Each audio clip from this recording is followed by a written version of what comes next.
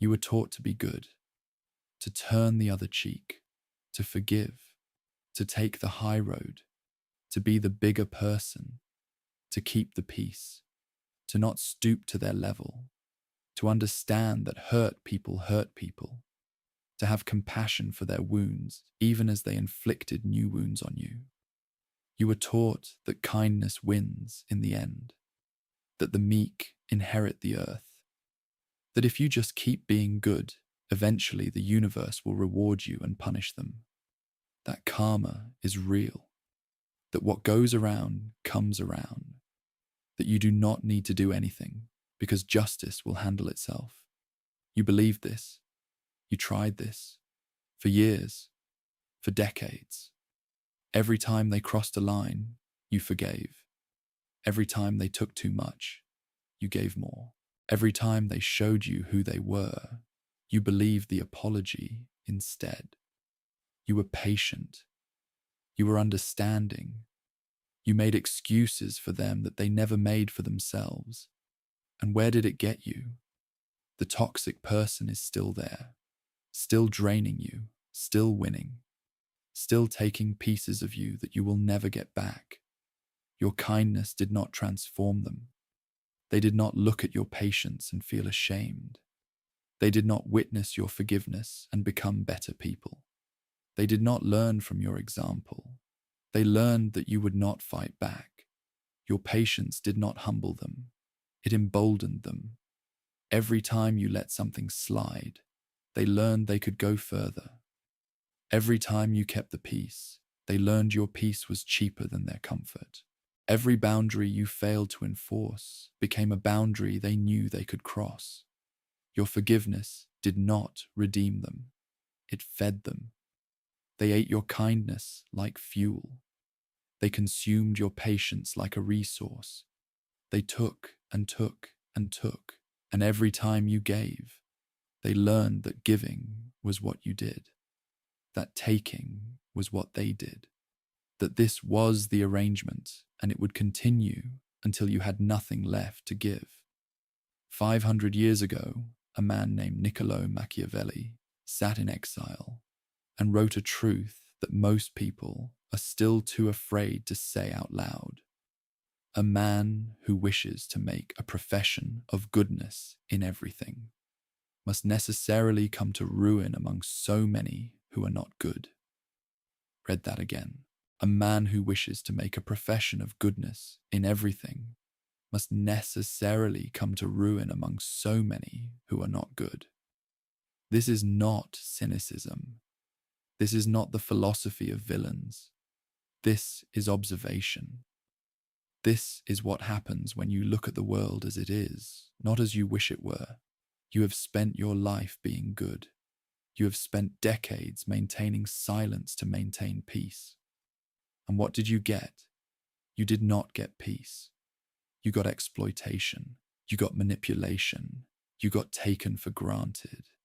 You got a slow bleeding of your energy, your time, your sanity, your soul. You delivered your soul to people who did not deserve it, hoping that your sacrifice would change them. It did not. It only taught them that you were safe to hurt, that you would always come back, that your goodness was a resource they could extract indefinitely. Machiavelli saw this 5 centuries ago, and he was exiled for saying it. Now it is time for you to hear it. This video is called How to Destroy Toxic People. But before we go further, we need to define what destruction means, because it is not what you think. Destruction is not violence. It is not revenge. It is not becoming the thing you hate. It is not lowering yourself to their level. Destruction is removal. You remove yourself from their access. You remove your reaction from their supply. You remove your existence from their narrative. The toxic person needs you. Not your love. Not your friendship. Not your approval. They need your reaction, your energy, your attention, your suffering. These are the currencies they trade in. These are the resources that fuel them. Without a victim, there is no predator. Without an audience, there is no performance. Without your engagement, they are just a person talking to an empty room. To destroy a toxic person does not require that you touch them. It requires that you become untouchable. Toxic people operate on a specific economy. Understanding this economy is the first step to dismantling their power over you. The currency is your reaction. Every time you defend yourself, you pay. Every time you explain yourself, you pay. Every time you get angry, get sad, get frustrated, get scared, you pay. Every emotional response is a transaction, and they are always the ones profiting. They do not hurt you for the pleasure of your pain. That is too simple. They hurt you for the pleasure of your response. The pain is just the method. The reaction is the product. This is why they push your buttons. This is why they know exactly what to say to unravel you. This is why they can be so precise in their cruelty. They have studied you. They know your vulnerabilities. And they exploit them not because they hate you, but because your vulnerability is their supply. Think about what they want from you, not what they say they want, what they actually pursue. Do they want resolution? No. They escalate. Do they want peace? No. They provoke. Do they want understanding? No. They twist. What they want is engagement. Any engagement. Positive or negative. Love or hate. Agreement or argument. As long as you are responding, they are winning. The opposite of love is not hate. The opposite of love is indifference. And indifference is the one weapon they cannot fight. Because indifference gives them nothing. No fuel, no supply. No proof that they matter enough to hurt you. When you stop reacting, you stop paying. And when you stop paying, they go bankrupt. There is a story in the oldest book of the Bible that most people misunderstand. The story of Job. Job was a good man, righteous, blessed. He had everything: family, wealth, health, reputation. He was the kind of person others looked at and thought, this is what a good life looks like. This is what happens when you do everything right. And then, in a series of catastrophes, he lost it all. His children died, all of them, in one day. A messenger came, then another, each bringing worse news. His livestock was stolen, his servants were killed. A great wind collapsed the house where his children were feasting, and they were gone. His wealth vanished, his health failed. His body was covered in sores so painful that he sat in ashes, scraping his skin with broken pottery just to feel something other than the burning. But that was not the worst part. The worst part was his friends. 3 men came to comfort him: Eliphaz, Bildad, Zophar. They sat with him in silence for 7 days, which was the right thing to do. And then they opened their mouths, and everything changed. They told Job that he must have sinned, that he must have done something to deserve this, that God was punishing him for some hidden wickedness that he was refusing to confess. Think now, Eliphaz said, who that was innocent ever perished. In other words, bad things do not happen to good people. You are suffering. Therefore, you must be bad. They were toxic in the most insidious way. They wore the mask of friendship. They spoke the language of concern. They claimed to be helping, guiding, offering wisdom. But underneath, they were demanding that Job accept a narrative that was not true. They were pressuring him to confess to crimes he did not commit. They were using his suffering as evidence against him. This is what toxic people do. They take your pain and use it as proof of your guilt. They say, if you were not so difficult, this would not have happened. They say, if you were not so sensitive, you would not be hurt. They say, you must have done something. Because bad things do not just happen to good people. They make your wound into your fault. And they do this not to help you. They do this because your undeserved suffering threatens their worldview. If bad things can happen to good people, then bad things can happen to them. So they need you to be guilty. They need your suffering to be your fault. Because if it is not, then the universe is chaotic and unfair, and that is too frightening to accept. Job's friends needed him to break, to admit that he deserved his suffering, to accept their version of reality, to let them sleep at night. And Job refused. He did not attack them. He did not take revenge. He did not scheme or plot or destroy them. He argued with them, yes. He defended himself. He maintained his innocence. But he did not become what they were. He simply refused to accept their narrative. He persisted in his own truth. He maintained his integrity even when everyone around him was demanding he surrender it. For chapter after chapter, they pressured him. For chapter after chapter, he held. And in the end, Job was restored. His health returned. His wealth doubled. His life continued. He had more children. He lived 140 more years. And his friends, God spoke directly and rebuked them, told them they had not spoken the truth, made them bring sacrifices, made them ask Job, the one they had accused, to pray for them. The toxic friends were humiliated, not by anything Job did to them, but by Job surviving them, by Job outlasting their assault, by Job's existence being the refutation of everything they claimed. This is destruction by persistence. You do not have to attack the toxic person. You do not have to plot their downfall. You do not have to lower yourself to their methods. You survive them. You persist despite them. You continue to exist as proof that their narrative was wrong. And in the end, your life is the argument that defeats them.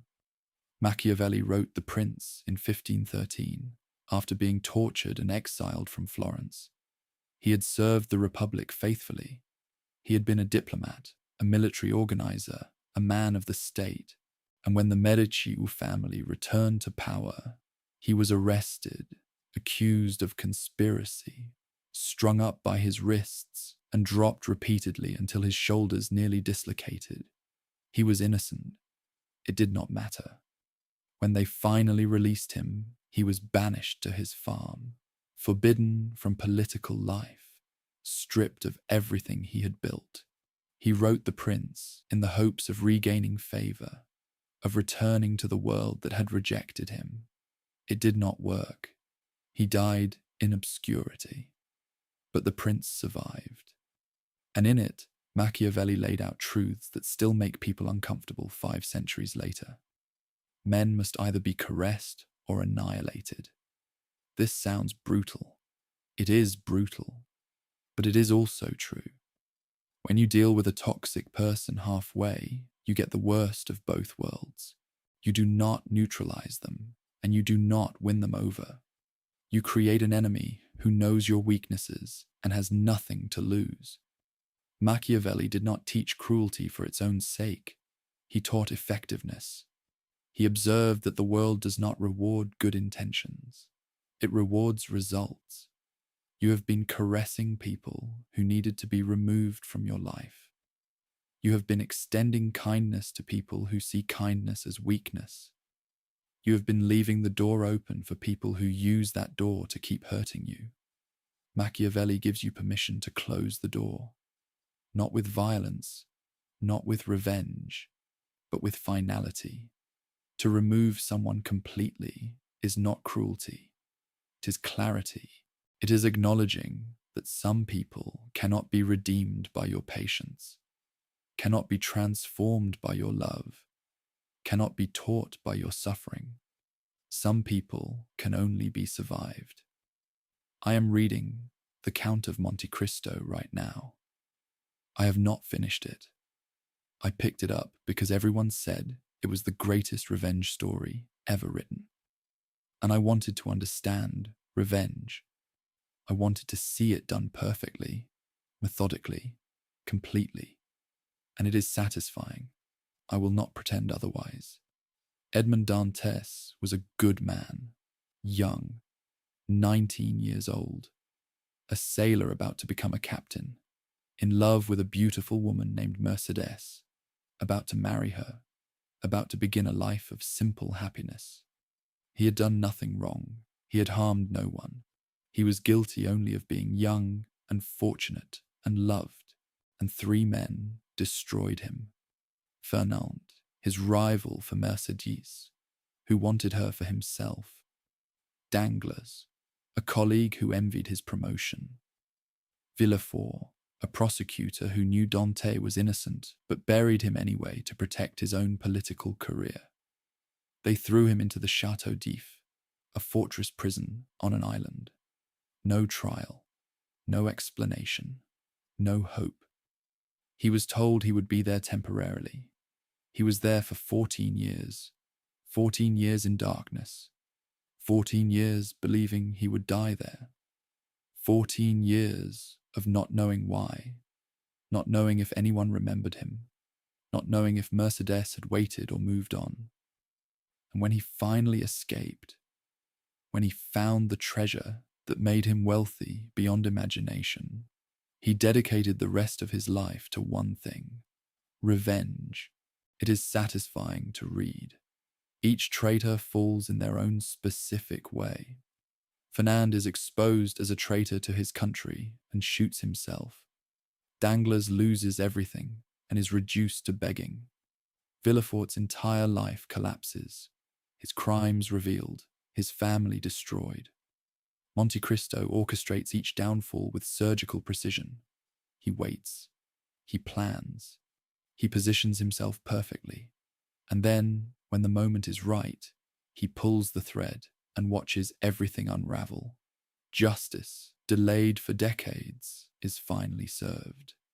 But even without finishing the book, I know something. The revenge does not end when the enemies fall. The revenge ends when Dantes realizes what he has become, when he looks in the mirror and sees that the young sailor is gone, that the man who loved Mercedes is gone, that there is only the Count now, only the instrument of vengeance. The prison had walls of stone. The revenge had walls of obsession, and he traded one cell for another. I do not know exactly how the book ends. I am being careful not to spoil it for myself. But I already know this. Revenge is a house you build and then cannot leave. You construct it brick by brick, thought by thought, plan by plan. And when it is finished, when the enemies are destroyed, you are still inside. And the house has no doors. Monte Cristo got his justice. Every one of his enemies fell. He won. But I suspect he lost something else. Something that might have been more valuable than justice. Something he could never get back. I will finish the book. I will find out what Dumas wanted us to learn. But I already know which path I do not want to choose. So there are 2 models. Job, who persisted. Monte Cristo, who pursued. Both were wronged. Both were innocent. Both were destroyed by people who should have protected them. Both had every right to be angry, to want justice, to refuse to accept what was done to them. But they responded differently. Job did not seek revenge. He did not plot against his toxic friends. He did not spend years planning their downfall. He simply refused to accept their reality. He held on to his truth. He waited. He endured. And in the end, his life was the argument that won. His friends were not destroyed by his schemes. They were humiliated by his survival. They were refuted by his restoration. They were proven wrong, not by anything Job did to them, but by the simple fact that Job's life went on, and it was good, and their accusations were shown to be empty. Monte Cristo sought revenge, He planned for years. He positioned himself perfectly. He executed with precision.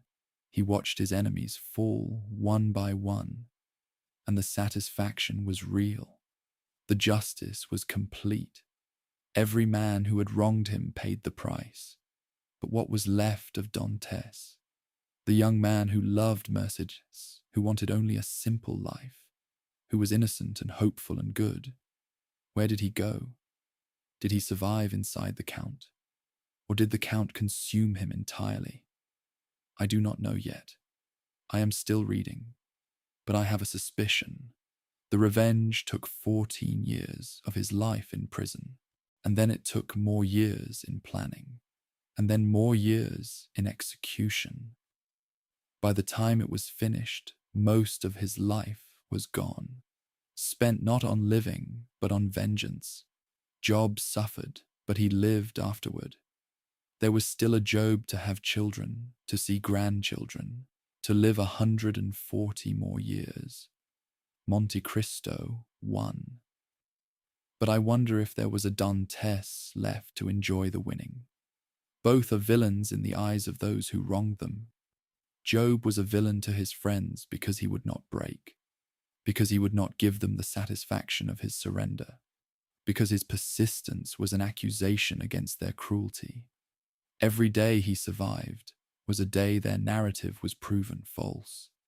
Monte Cristo was a villain to his enemies because he would not forget, because he returned when they thought he was dead, because he made them pay for what they took. But the costs are different. Job lost years to suffering, but he did not lose himself. When restoration came, there was still a Job to restore. The man who entered the ashes was the man who emerged from them. Monte Cristo lost years to planning, and I wonder if there was a Dantes left at the end, or just a Count, just a mask, just a function of revenge with no person underneath, just a weapon that did not know how to be anything else. You will have to choose which villain you want to be, the one who survives, or the one who destroys. Choose knowing what each path costs. Choose knowing that one path leaves you intact, and the other might leave you victorious, but empty. Choose knowing that the revenge you seek might be the last thing you ever do. I am choosing Job. I am choosing persistence. I am choosing to outlast rather than to pursue. But I do not judge Monte Cristo. I understand him. I feel the pull of what he chose. I just do not want to pay the price he paid. There is a third option that Machiavelli hinted at but never named, the weapon of disdain. Not attack, not forgiveness, not reconciliation, not revenge. Removal so complete that the person ceases to exist in your world. This is different from anger. Anger is connection. When you hate someone, you are still bound to them. You think about them. You rehearse arguments with them. You fantasize about their downfall. They live in your mind rent-free, and you pay the cost in peace. Disdain is not anger. Disdain is the absence of regard. It is looking at someone who hurt you and feeling nothing, not love, not hate, not pain, not satisfaction, nothing. They are a stranger. They are irrelevant. They are a person who exists somewhere, probably, but has no connection to your life. This is the one response that toxic people cannot process. They know how to handle your anger. They provoke it. They use it. They twist it back against you. They know how to handle your pain. They caused it. They feed on it. They expect it. They know how to handle your attempts at reconciliation. They exploit them. They take your extended hand and use it to pull you back into their orbit. But they do not know how to handle nothing. When you stop reacting entirely, when you remove every trace of emotional investment, when you look at them the way you look at a stranger on the street, they are lost. They will escalate at first. They will try harder to provoke you. They will test every button they know, desperate to get a response. And when none comes, something breaks in them, because they needed you to exist in relation to them. Your suffering was proof of their power. Your anger was proof of their importance. Your engagement, positive or negative, was proof that they mattered. Disdain says, "You do not matter," and that is the one message they cannot survive. But I must warn you about something. Being the villain has a cost. Even the right kind of villain. Even the one who survives rather than destroys. Even the one who chooses disdain over revenge. Nietzsche wrote, "Whoever fights monsters should see to it that in the process he does not become a monster." This is not a metaphor. This is a real danger. When you have been hurt by toxic people, something happens inside you. A hardness develops, a suspicion, a wall that was not there before. This wall protects you, but it also isolates you. It keeps out the toxic, but it can also keep out the good, the genuine, the people who actually deserve your trust. The danger is not that you will become cruel. The danger is that you will become closed, that the armor you built to survive the toxic will become permanent, that you will wear it so long you forget you are wearing it. I have seen people defeat their toxic relationships and then spend the rest of their lives unable to trust anyone. They won the war and then could not live in the peace. The fortress that saved them became the prison that held them.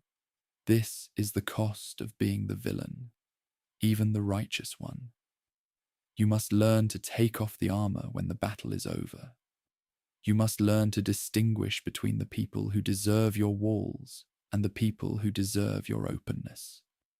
You must win without losing yourself. Monte Cristo, I suspect, did not manage this. He became the revenge. The mask became the face. Job managed it. He persisted, he was restored, and he lived on.